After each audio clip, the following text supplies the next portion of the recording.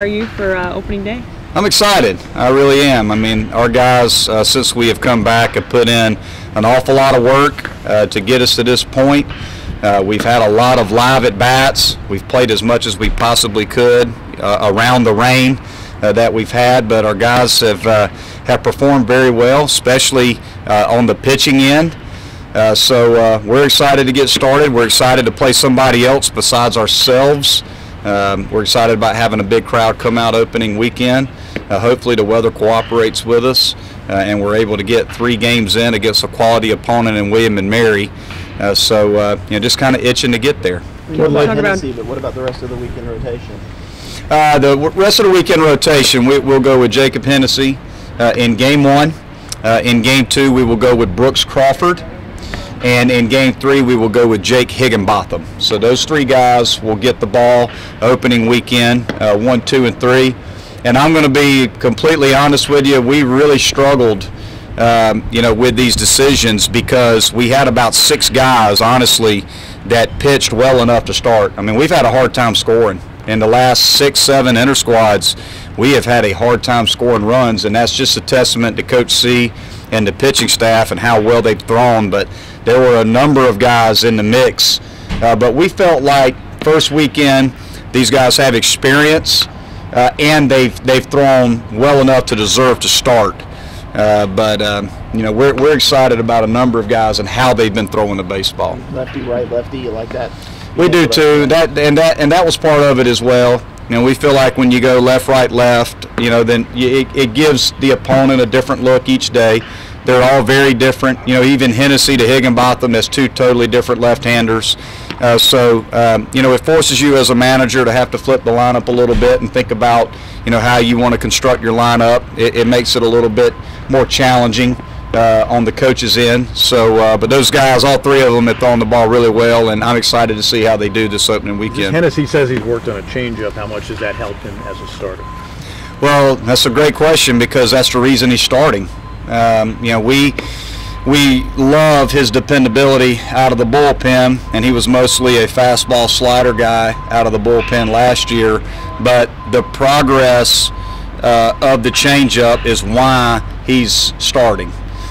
His changeup right now, the last 2 starts, it's Charlie Barnes-like. I mean, it's been that good of a pitch to where hitters know it's coming and they're swinging through it. It's a little bit more of a straight change than Charlie's was or Charlie's is.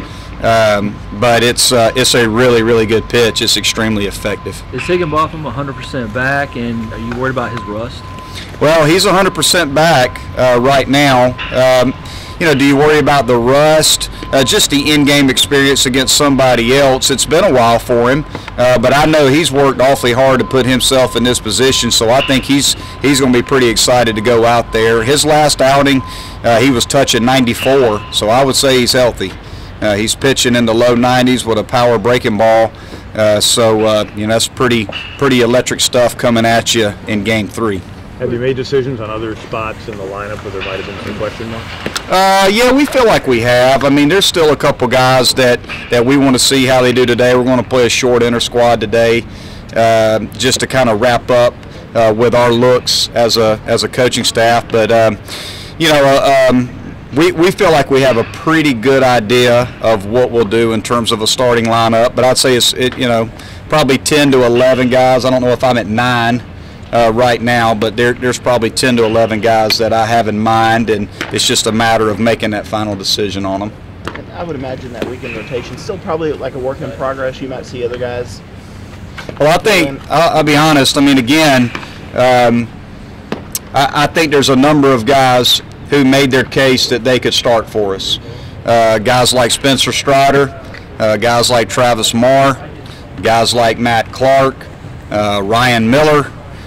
All of those guys threw the ball very well, and we could have put them into weekend rotation and felt very good about it.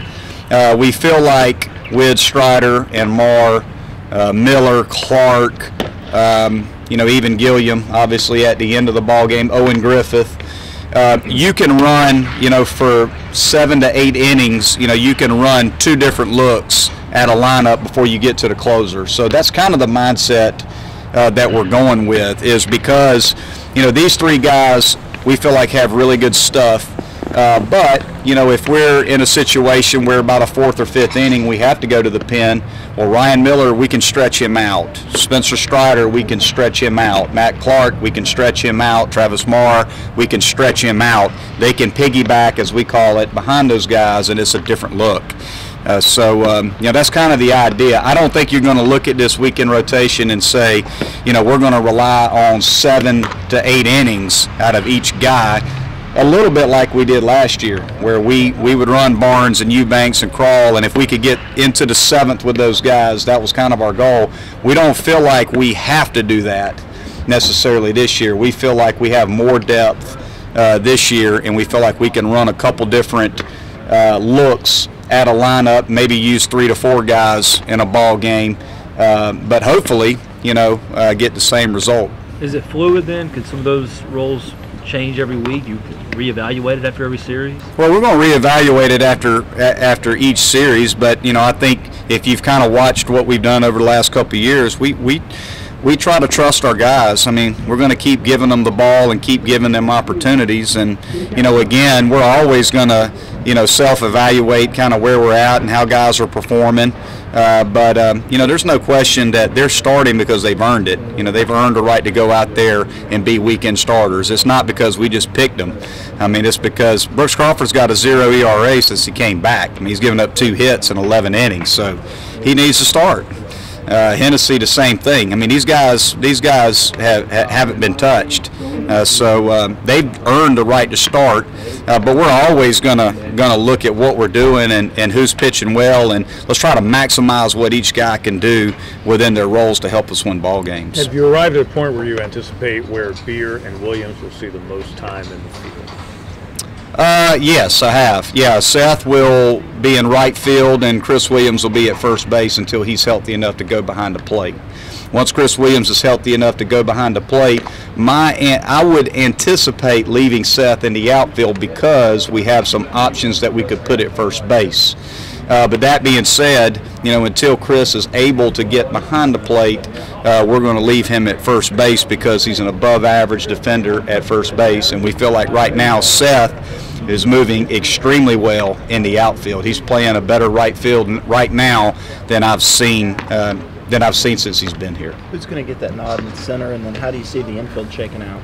It's a good question. I think center field is still a little bit up for grabs. You know, the 2 guys right now that are competing for those roles are Bryce Teodosio, a true freshman, and Drew Wharton. You know, those 2 guys right now are in competition for the center field job, but I can also see scenarios where we play Teodosio in center and Wharton in left because they're both above average defensive outfielders. You could also see the scenario where we play Wharton in center and we put a guy like a Robert Jolly in left too, if we want to, you know, have a little bit more of a veteran presence out there. So I feel pretty good either way. How about the infield, third, second? You know, I feel like you know, I would say Jordan, you know, is probably the guy that we would go to right now, you know, at second base.